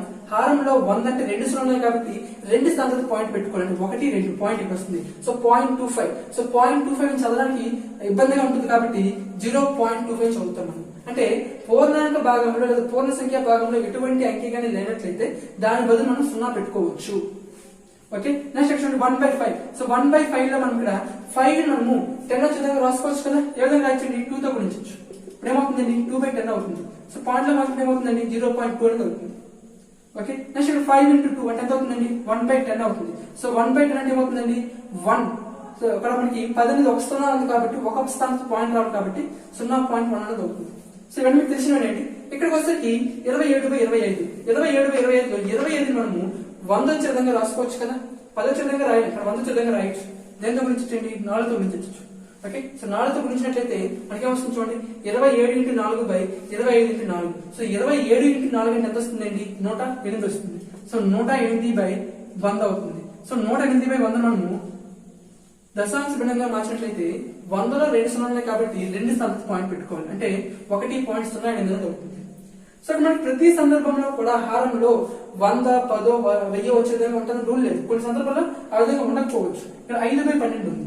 సో 5/12 తీసుకున్నట్లయితే ఏమవుతుంది చూడండి, ఇక్కడ హారంలో 12 ఉంది కదా. సో అటువంటి సందర్భంలో ఏం చేయాలంటే ఆ 12తో జాగ్రత్తగా ఆ లవాన్ని గుణించండి. ఓకే, సారీ భాగించండి. సో భాగిస్తే మనకి ఏమవుతుంది చూడండి, పాయింట్ పెట్టుకుంటే 0 అవుతుంది. 12 4 48 అవుతుంది. 2 పాయింట్ కూడా 0 పెట్టుకుంటే 28 కాబట్టి 12 1లో 12 అవుతుంది. 8 పాయింట్ కూడా 0 పెట్టుకుంటే 80 అవుతుంది. 12 6 72 8. సో మళ్ళీ 8 వస్తుందంటే మళ్ళీ 80 వస్తుంది, మళ్ళీ 72 వస్తుంది, మళ్ళీ 6 వస్తుంది. అంటే దీన్ని బట్టి మనం ఏం చెప్పచ్చు, 5/12 మనం దశాంశ భిన్నంగా మార్చినట్లయితే 0.41666 అని వస్తూనే ఉంటుంది. కాబట్టి దీన్ని మనం సింపుల్ గా రాయాలంటే 0.416 బార్గా రాయొచ్చు. ఓకే, నెక్స్ట్ 1/7 దీన్ని చేయించండి. సో 1ని మనం 7తో భాగిస్తే సరిపోతుంది. ఓకే, లేదా 7ని మనం 10, 100, 1000 విధంగా రాసుకోగలిగితే రాసుకోవచ్చు. కానీ 7 విధంగా రాయలేం కాబట్టి ఈ 7లో మనకి 1/7లో 1ని 7తో భాగిస్తే మనకి ఏమొస్తుందంటే 0.130 అంటే ఏమొస్తుందండి 4 వస్తుంది. 20 అంటే 2 వస్తుంది. 60 అంటే 7, 8 వస్తుంది. మళ్ళీ 40 అంటే 5 వస్తుంది. సో ఈ విధంగా వస్తూ ఉంటుంది. ఓకే, ఇక్కడ మనకి పేజ్ నెంబర్ 7 లో 9th క్లాస్ పేజ్ నెంబర్ 7 లో మనకి ఇక్కడ అభ్యాసం 1.1 ఉందండి. దాంట్లో ఫస్ట్ రామ్ లో 2 లెక్కలు చూడండి. ఏవైనా 3 అకర్ణీయ సంఖ్యలు రాయమన్నాడు. అలాగే అకర్ణీయ సంఖ్యలు మీ సొంత మాటలో వివరించమని చెప్పాడు. సో 2 క్వశ్చన్స్ మనకి ఎగ్జామ్ పాయింట్ ఆఫ్ అవసరం లేదు, ఇప్పుడు వదిలేద్దాం. నెక్స్ట్ సెకండ్ రామ్ లో చూడండి. సెకండ్ రామ్ లో ఇచ్చిన స్టేట్మెంట్స్ మనకి చాలా చాలా ఇంపార్టెంట్ అండి. ఎగ్జామ్ పాయింట్ ఆఫ్ లో ఈ క్రింది వాటిలో సత్యమైనది ఏది లేదా అసత్యమైనది ఏది అడిగినప్పుడు సో ఇటువంటి స్టేట్మెంట్ అని ఇస్తారు. ఓకే, సో స్టేట్మెంట్ ఏమి చేస్తూ చూద్దాం. అకర్ణీయ సంఖ్య అయి పూర్ణ సంఖ్య కాని సంఖ్య అడిగాడు. అలాగే పూర్ణాంకమై సహజ సంఖ్య కాని సంఖ్యను అడిగాడు. అలాగే పూర్ణ సంఖ్య అయి పూర్ణాంకం కాని సంఖ్యను అడిగాడు. అలాగే సహజ సంఖ్య, పూర్ణాంకము, పూర్ణ సంఖ్య మరియు అకర్ణీయ సంఖ్యలు అన్ని అయ్యే సంఖ్య అని అడిగాడు. నెక్స్ట్ పూర్ణ సంఖ్య మరియు సహజ సంఖ్య కాని సంఖ్య అని అడిగాడు. ఇక్కడ ప్రతిదీ కూడా ఏమడిగాడంటే సంఖ్య గురించి అడిగాడండి. సో మనకి ఇక్కడ సహజ సంఖ్య, అలాగే పూర్ణాంకము, పూర్ణ సంఖ్య, అకర్ణీయ సంఖ్య. ఓకే, సో ఇవి కానీ చూసుకున్నట్లయితే సహజ సంఖ్యలు ఏమవుతాయండి 1, 2, 3, 4 ఇవన్నీ అవుతాయి. పూర్ణాంకం అంటే ఏమవుతాయండి 0, 1, 2, 3, 4, 5 ఇవన్నీ అవుతాయి. పూర్ణ సంఖ్యలు అంటే మైనస్ నెంబర్ తీసుకుందాం, 0, ఒక ప్లస్ నెంబర్ తీసుకుందాం. ఓకే, అంటే రుణ సంఖ్యలు, ధన సంఖ్యలు 0 ఈ 3 కలిపి మనకి పూర్ణ సంఖ్యలు అవుతాయి. ఓకే, నెక్స్ట్ అకర్ణీయ సంఖ్యలు.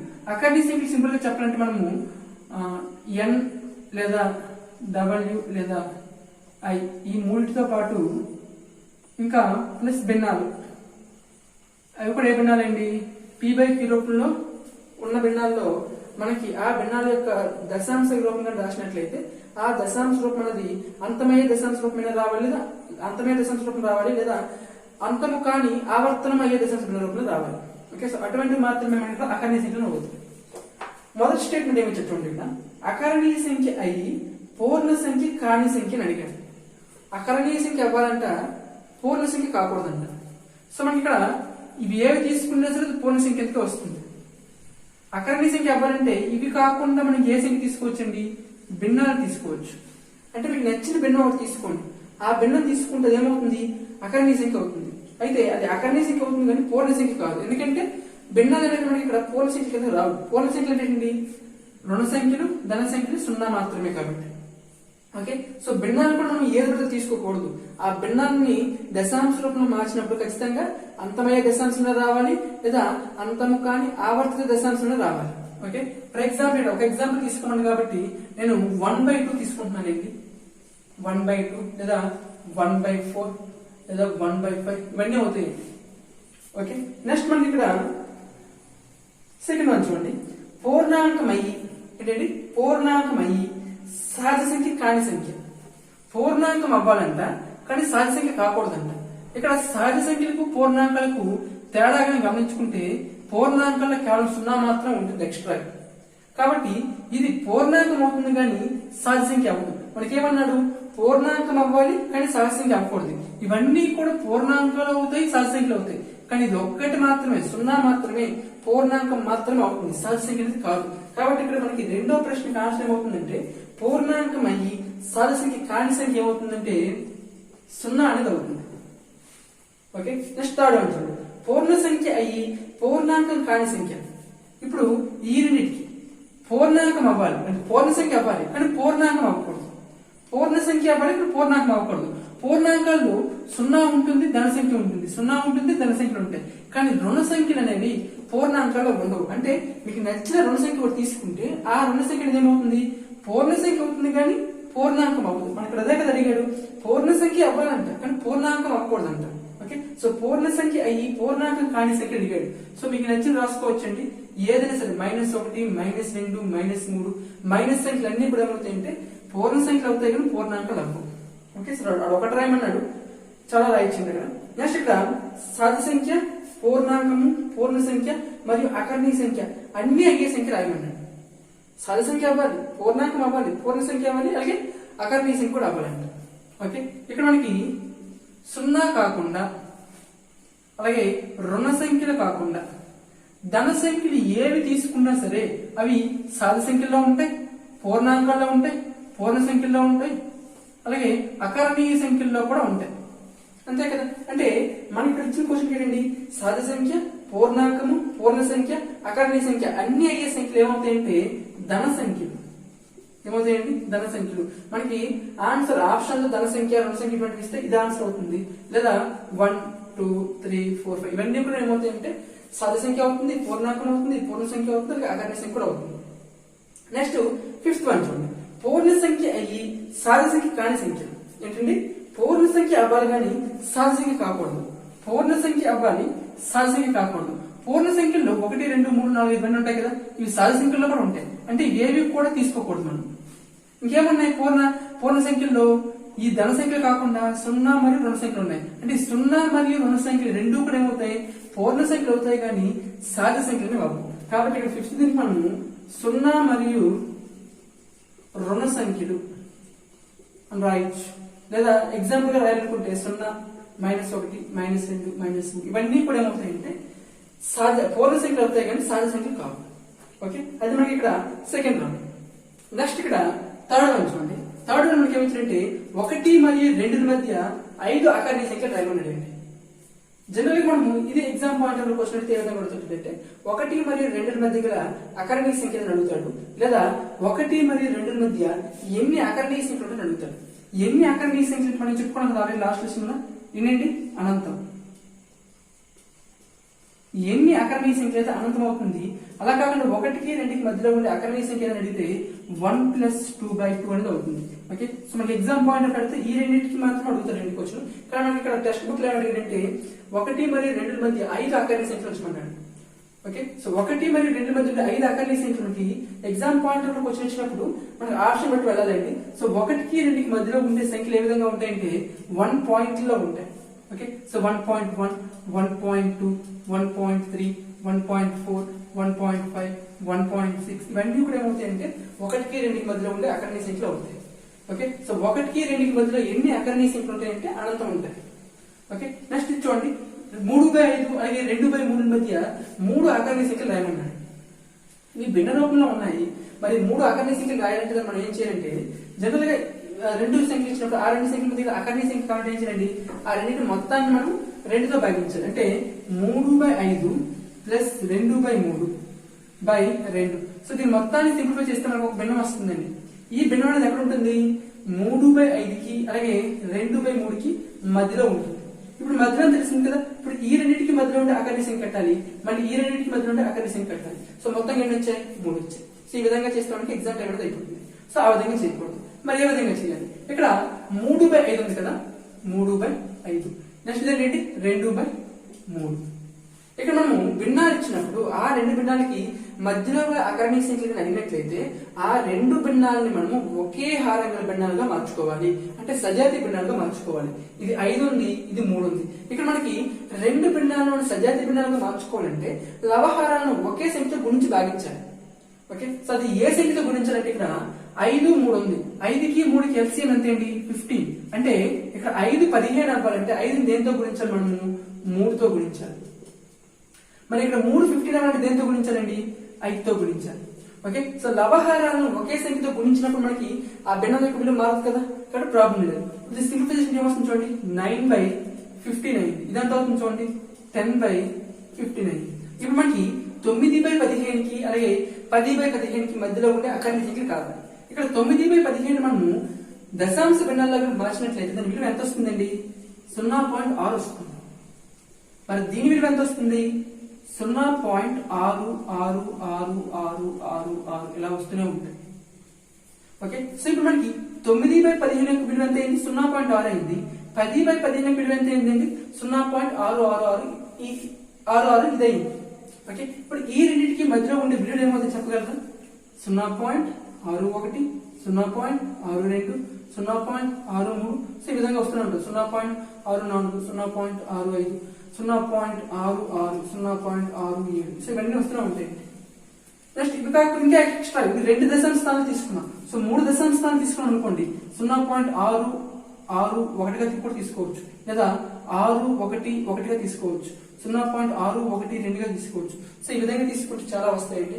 అయితే మనకి ఎగ్జామ్ పాయింట్ ఆఫ్ క్వశ్చన్ అడిగినప్పుడు ఆ క్వశ్చన్ కి కింద ఆప్షన్ ఇస్తారు కదా, సో ఆ ఆప్షన్ లో 0.6కి అలాగే 0.66కి మధ్యలో ఉండే విలువ ఏదైతే ఉంటుందో ఆ విలువనే మనము ఆ రెండు ఏమైంది ఇక్కడ 3/5 అలాగే 2/3కి మధ్యలో ఉండే విలువగా తీసుకోవాలి, అకర్ణీయ సంఖ్య తీసుకోవాలి. లేక దీన్ని కూడా సింప్లిఫికేషన్ వస్తుందండి. 3/5 ఎంత అవుతుంది చూడండి, 0.6 అవుతుంది.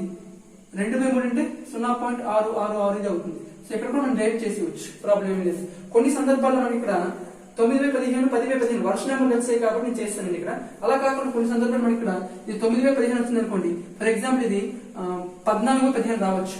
సో వీటి మధ్యలో అకర్ణీయ సంఖ్య అంటే ఏమవుతుందండి, ఇది 9 ఇది 14 మధ్యలో బోర్డు ఉంటాయి. ఏమంటే ఏంటి 10 ఉంటుంది, 11 ఉంటుంది, 12 13 వరకు ఉంటాయి. కాబట్టి అప్పుడు మనకి ఈ రెండింటి మధ్య నుండి అకర్ణీయ సంఖ్య ఏమవుతుందంటే 10/15 ఒకటి, 11/15 ఒకటి, 12/15 ఒకటి, 13/15 ఒకటి అవుతుంది. ఓకే, సో ఆ విధంగా చేయాలి. నెక్స్ట్ ఇక్కడ 5th వన్ మనం చూసినట్లయితే 5th వన్ మనం రాస్తుందండి. 6th వన్ చూడండి. 6th వన్ లో కొన్ని భిన్నాలు ఇచ్చాడు. ఈ భిన్నాలను ఈ క్రింది అకర్ణీయ సంఖ్యలను దశాంశ రూపంలో రాయమన్నాడు. ఓకే, సో ఆ భిన్న రూపంలో ఇచ్చిన అకర్ణీయ సంఖ్యలను దశాంశ రూపంలో రాయమన్నాడు. ఇక్కడ మనకి ఇచ్చినవన్నీ కూడా అకర్ణీయ సంఖ్యలు నాడే చెప్పాడండి. మొదట చూడండి 242/1000 ఇచ్చాడండి. 242/1000. ఓకే, సో హారంలో 1000 ఉన్నప్పుడు ఏం చెప్పుకున్నామని మనము, హారంలో 100 గాని 1000 గాని లేదా 10 గాని ఉన్నప్పుడు ఆ లవంలో ఉండే విలువకు ఈ హారంలో ఉండే విలువ అంటే 100 1000 దీంట్లో ఎన్ని సున్నాలు ఉంటే అన్ని సున్నాల తర్వాత అంటే అన్ని స్థానాల తర్వాత పాయింట్ అనేది రావాలి. సో 1000లో 3 సున్నాలు ఉన్నాయి కాబట్టి 3 స్థానాల పాయింట్ వస్తే 1 2 3 పాయింట్ అనేది వస్తుంది. అంటే 0.242 అనేది ఆన్సర్ అవుతుంది. సో దీన్ని మనము పూర్ణాంక భాగంలో ఏమీ లేదు కాబట్టి 0 పెట్టుకోవచ్చు. అప్పుడు దీని విలువ ఎంత అవుతుందండి, 0.242 అనేది ఆన్సర్ అవుతుంది. అంటే ఇక్కడ 242/1000 మనం 0.242గా రాయొచ్చు. అలాగే నెక్స్ట్ 354/500. సో 354/500 మనము 0. ఎంత రాయొచ్చంటే 708గా రాయొచ్చండి. అంటే 708. అదే విధంగా రాయొచ్చండి. ఇక్కడ 354/500 ఇచ్చాడు కదా. సో మనం ఏం చేయాలంటే ఈ 500 మనం 1000 వచ్చే విధంగా రాసుకోవాలి. అంటే 2తో గుణించాలి. ఇప్పుడు ఎంత వస్తుందండి, ఇది 708 వస్తుంది బై ఇదంతా వస్తుందండి 1000 వస్తుంది. ఓకే, సో దీని సింపుల్ తీసుకుంటే 0.708 వస్తుంది. సో ఆ విధంగా చేయాలి. లవంలో ఉండే సంఖ్య అంటే హారంలో ఉండే సంఖ్య మనం ఏ విధంగా ఉంటుందంటే 10 20 10 100 1000 ఈ విధంగా ఉండాలి. సో లవంలో హారంలో ఒకవేళ ఈ సంఖ్య కాకుండా కేవలం సంఖ్యలు అనుకోండి, ఫర్ ఎగ్జాంపుల్ 4 కానీ 2 కానీ 5 కానీ ఉన్నట్లయితే ఆ హారాన్ని మనము 10 వచ్చే విధంగా కానీ లేదా 100 వచ్చే విధంగా కానీ లేదా 1000 వచ్చే విధంగా రాసుకోవాలి.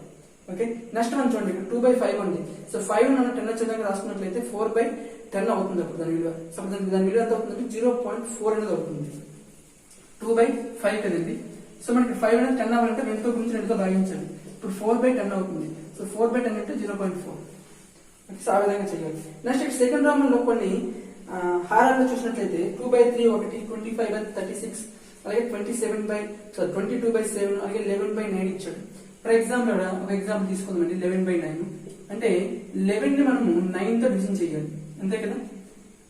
9 1s 9, 2.0, 9 2s 18, 2 వచ్చింది. సో 2 వచ్చినందుకు ఖచ్చితంగా మళ్ళీ ఏమవుతుంది, 0 వస్తుంది, మళ్ళీ 2 వస్తుంది, మళ్ళీ 18, 2 ఈ విధంగా వస్తూనే ఉంటుంది. అంటే ఏమొచ్చింది ఇక్కడ 1.2 బార్ అనేది వస్తుంది. అంటే 11/9 యొక్క విలువ ఎంత అవుతుందంటే 1.2 బార్ అనేది అవుతుంది. సో ఆ విధంగా మనకి ఇచ్చిన భిన్నాలు 2/3 అవ్వచ్చు. సో 2/3 యొక్క విలువ ఎంత అవుతుందంటే 0.6666 అని వస్తూనే ఉంటుందండి. అంటే 0.6 బార్ అనేది వస్తుంది. ఓకే. నెక్స్ట్ ఇక్కడ క్రింది ఇచ్చిన అకరణీయ సంఖ్యను దశాంశ రూపంలో రాయమని చెప్పాడు. కానీ ఇక్కడ 22/7 ఇచ్చాడండి. 22/7 అనేది అకరణీయ సంఖ్య కాదు, కరణీయ సంఖ్య. ఓకే, గుర్తుపెట్టుకోండి. నెక్స్ట్ మనకి ఇక్కడ 7th రోమన్ 8th రోమన్ చూద్దాం. 7th రోమన్ లో కొన్ని దశాంశ భిన్నాలు ఇచ్చాడండి. దాన్ని అకరణీయ సంఖ్య రూపంలో రాయమంటారు. ఇక్కడ 0.36 ఇచ్చాడండి.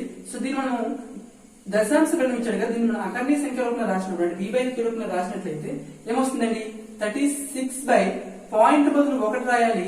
పాయింట్ ఎన్ని స్థానాలు ఉంటే అన్ని సున్నాలు పెట్టుకోవాలండి. అంటే 36/100 అవుతుంది. అయితే మనకి దీని యొక్క దశ p/q లో పడినప్పుడు ఎగ్జామ్ పాయింట్ అప్పుడు ఆప్షన్ లో ఈ విధంగా ఉంటుంది. దీన్ని సింప్లిఫై చేస్తాడు. p/q లో పడినండి pq రెండు కూడా ఏ సంఖ్యలు అవ్వాలి, సాపేక్ష ప్రధాన సంఖ్యలు అవ్వాలి. ఇక్కడ రెండు కూడా సాపేక్ష ప్రధాన సంఖ్యలు కాదు, రెండింటిని కూడా ఒక సంఖ్య డివిజన్ ఒక సంఖ్య, ఈ రెండు కూడా ఒక సంఖ్య యొక్క కారణాలుగా ఉన్నాయి. ఏ సంఖ్య అండి 4 యొక్క కారణాలుగా ఉన్నాయి. 4 9 అవుతుంది, 4 25 అవుతుంది. ఇప్పుడు 9 25 వచ్చింది. 9 25 రెండు కూడా సాపేక్ష ప్రధాన సంఖ్యలే. కాబట్టి దీన్ని మనము 9/25 వదిలేయవచ్చు. అంటే 0.36 బార్ యొక్క విలువ ఎంత అవుతుందంటే 9/25 అనేది అవుతుంది. ఇదెంత అవుతుందండి 154/10 అనేది అవుతుంది. 2తో డివిజన్ అవుతాయి. 2 5లు, 2 7 14, 2 7 14 అంటే 77/5 అనేది అవుతుంది. అదెంత అవుతుందండి 1025/100 అనేది అవుతుంది. ఈ రెండు కూడా 25తో డివిజన్ అవుతాయి. సో క్యాన్సిల్ చేస్తే వచ్చేస్తుంది. నెక్స్ట్ ఇది 3.25 అంటే 325/100 అవుతుంది. ఓకే, ఇది ఎంత డివిజన్ అవుతుంది, ఇది కూడా 25 డివిజన్ అవుతాయి. 25 13s 25 4s అంటే 13/4 వస్తుంది. ఇది కూడా 25 అవుతుందండి. 25 4s 25 1s 25 4s అంటే 41/4 అనేది వస్తుంది. ఓకే, సో ఇచ్చిన దశాంశ భిన్నాలను p/q రూపంలో రాసిన సందర్భంలో p/q రూపంలో ఉండే భిన్నం అనేది ఏ విధంగా ఉండాలంటే లవహారాలు రెండు కూడా సాపేక్ష ప్రధాన సంఖ్యలతో ఉండాలి. ఓకే, నెక్స్ట్ ఇక్కడ 8th రామన్ చూడండి. 8th రామన్లో మనకి అంతము కాని ఆవర్తిత దశాంశ భిన్నాలు కొన్ని ఇచ్చాడండి. వాటిని p/q రూపంలో రాయమన్నాడు. ఓకే, సో ఇటువంటి భిన్నాలను మనం ఇటువంటి దశాంశ భిన్నాలను p/q రూపంలో రాసినప్పుడు లాస్ట్ బిల్డ్ ఆఫ్ ఫార్ములా చెప్పుకున్నాం. ఏం చెప్పుకున్నామండి, బార్ లేకుండా బార్ అలాగే పాయింట్ లేకుండా ఉండే మొత్తం విలువ మైనస్ బార్ ఉండే సంఖ్య వదిలేసి బార్ లేకుండా ఉండే సంఖ్య ఏంటండి, బార్ లేకుండా ఉండే సంఖ్య బై ఎన్ని అంకెలకు బార్ ఉంటే అన్ని 9లు, బార్ ఉన్న అంకెల సంఖ్య గల 9లు. అంటే బార్ 2 అంకెలకు ఉందనుకోండి 2 9లు రాయాలి, 3 అంకెలకు ఉంటే 3 9లు రాయాలి. వాటి పక్కన ఒక 0 పెట్టాలి. ఎన్ని 0లు పెట్టాలి, వాటి పక్కన 0 పెట్టాలి. పాయింట్ తర్వాత ఎన్ని సంఖ్యలకు బార్ లేకుండా ఉంటే అన్ని 0 పెట్టాలి. ఓకే, సో దీన్ని బట్టి మనం దించేద్దాం. అయితే ఇక్కడ పూర్ణాంక భాగంలో 0 ఉందనుకోండి, పూర్ణాంక భాగంలో 0 ఉండి పాయింట్ తో ఉండే సంఖ్యకు ఓన్లీ ఎన్ని అంకెలు ఉంటే అన్ని అంకెలకు బార్ ఉంటే దీన్ని మనం డైరెక్ట్ గా రాసి వచ్చేయండి. ఏం లేదు 5/9 గా రాసి వచ్చు. ఓకే, లేదా మనం దాన్ని బట్టి చేద్దాం. ఇక్కడ మనకి ఏమన్నాడు, పాయింట్ బార్ లేకుండా ఉంటే మొత్తం విలువ ఏమవుతుందండి 0.5 అనేది అవుతుంది మైనస్. ఓకే, సో బార్ లేకుండా విలువ ఏంటండి, ఇక్కడ బార్ కేవలం 5 మాత్రమే ఉంది, 0 లేదు కాబట్టి 0 బై నెక్స్ట్ ఏమన్నాడండి బార్ ఉన్న అంకెల సంఖ్య 9. అంటే ఎన్ని అంకెలకు బార్ ఉంటే అన్ని 9లు, ఒక అంకెకి బార్ ఉంది కాబట్టి ఒక 9. నెక్స్ట్ పాయింట్ తర్వాత ఎన్ని అంకెలకు బార్ లేకుండా ఉంటే అన్ని 0 రాయాలి. పాయింట్ తర్వాత ఏమైనా అంకెకి బార్ లేకుండా ఉందా అంటే లేదు కాబట్టి రాయవలసిన అవసరం లేదు. కాబట్టి 5 - 0 అంటే 5 అవుతుంది, 9 అవుతుంది. ఇది చేసి మీకు ఇది కదా చూడండి. ఇది పాయింట్ బార్ లేకుండా మొత్తం 38 అవుతుంది మైనస్ బార్ లేకుండా ఉండే సంఖ్య ఏంటి ఇక్కడ కేవలం 3 మాత్రమే బై ఎన్ని అంకెకి బార్ ఉందండి, ఒక అంకెకి బార్ ఉంది కాబట్టి ఒక 9 పాయింట్ తర్వాత బార్ లేకుండా ఎన్ని అంకెలు ఉన్నాయండి? ఏం లేవు కాబట్టి తీసుకొచ్చిన అవసరం లేదు. ఒకవేళ ఉన్నట్లయితే అన్ని సున్నాలు తీసుకోవాలి. ఓకే, సో 38 మైనస్ 3 అంటే ఏమవుతుందండి? 35 అవుతుంది. సో 35/9 అనేది ఆన్సర్ అవుతుంది. దీన్ని చేద్దాం. దీన్ని మనకి చెప్పే ముందే పూర్ణాంక భాగంలో 0 ఉంది. 0 ఉన్నట్లయితే ఏం చేయొచ్చండి? మనం డైరెక్ట్ రాసేయచ్చు. పాయింట్ తర్వాత ఏముంది అంకే? 36 ఉంది బార్. సో 36/99. సో రెండు కూడా 9 డివిజన్ అవుతాయి కాబట్టి 9 4 9 11 అంటే 4/11 అనేది ఆన్సర్ అవుతుంది. నెక్స్ట్ ఇక్కడ ఫోర్త్ వన్ చూడండి. ఇదిగా చూసినట్లయితే ఇక్కడ మనకి కేవలం 7కి మాత్రం బార్ ఉందండి. సో మొత్తం బారు పాయింట్ లేకుండా ఉన్నట్లయితే మొత్తం ఇది ఎంత అవుతుందండి? 3127 అవుతుంది. దాని నుంచి మనం ఏం తీయాలి? బార్ లేకుండా ఉండే సంఖ్య మాత్రం తీయాలి. బార్ కేవలం 7కి మాత్రమే ఉంది. బార్ లేకుండా ఉండే సంఖ్య ఏంటండి? 312. పాయింట్ ముందు ఉండే అంకె కూడా తీసుకోండి మనం. ఓకే, సో 312 కాబట్టి ఆ 312 తీసివేయాలి బై బార్ ఉంటే బార్ ఎన్ని అంకెలకు ఉందండి? ఒక అంకె ఉంది కాబట్టి ఎన్ని అంకెలకు బార్ ఉంటే అన్ని 9 తీసుకోవాలి. ఒక 9. పాయింట్ తర్వాత బార్ లేకుండా ఎన్ని అంకెలు ఉన్నాయండి? 2 అంకెలు ఉన్నాయి కాబట్టి 2 సున్నాలు తీసుకోవాలి. ఓకే, సో ఇదంతా చూడండి. 3127 నుంచి 312 తీసినట్లయితే 5 1 11 3 తీస్తే 8 2 అంటే 2815. 2815 బై ఎంత అవుతుందండి? 900 అవుతుంది. ఈ రెండు కూడా దేంతో డివిజన్ అవుతాయి? 5తో డివిజన్ అవుతాయి. 5 1 5 4 0 5 8 5 0. Okay, next 5 5 25 3 1 5 6 30 1 5 5 3 15. ఓకే, ఎంత వచ్చిందండి? 563/128 వచ్చింది. అయితే ఈ రెండు కూడా ఇదంతా డివిజన్ అవుతాయా? ఇదంతా డివిజన్ అవుతుంది కాబట్టి ఇది విధంగా వదిలేయచ్చు. సో దీనికి ఆన్సర్ ఏంటంటే 563/180. ఓకే, సో ఈ విధంగా చేయాలి. ఈ ఎక్సర్సైజ్ లో మనకి లాస్ట్ ప్రాబ్లం అండి. 9th ప్రాబ్లం లో మనకి ఇక్కడ 4 భిన్నాలు ఇచ్చాడు. ఒకటి 3/25, రెండవది 11/18, మూడవది 13/20, నాలుగవది 41/42. ఓకే, ఇక్కడ ఇచ్చిన ఈ 4 భిన్నాల్లో మనం భాగహారం అంటే లవాన్ని హారంతో భాగించకుండా ఏది అంతమయ్యే దశాంశ భిన్నము కనుక్కోవాలి. ఓకే, ఇచ్చిన భిన్నాలు అనేవేమో అంతమయ్యే దశాంశ భిన్నాలు అవుతాయో లేదో తెలియాలంటే మనకి ఒకటే చూసుకోలేండి. ఇచ్చిన భిన్నంలో హారం ఉంది కదా, హారం అనేదేమో 2 అవ్వాలి లేదా 5 అవ్వాలి లేదా 2 × 5. ఏంటండి 2 అవ్వాలంటే అర్థం అంటే 2 గాని లేదా 2 స్క్వేర్ అంటే ఎంతండి 4 అవ్వచ్చు లేదా 2 క్యూబ్ అంటే ఎంత అండి ఎంత 8 అవ్వచ్చు లేదా 2 పవర్ 4 అంటే ఎంతండి 16 అంటే 2 యొక్క వర్గం గాని గణం గాని లేదా ఈ 2 పవర్ 4 2 పవర్ 5 ఈ విలువలు అవ్వచ్చు. ఓకే, సో అవి ఏ ఉన్నా సరే అది ఏమవుతుందంటే అంతమయ్యే దశాంశం అనేది అవుతుంది.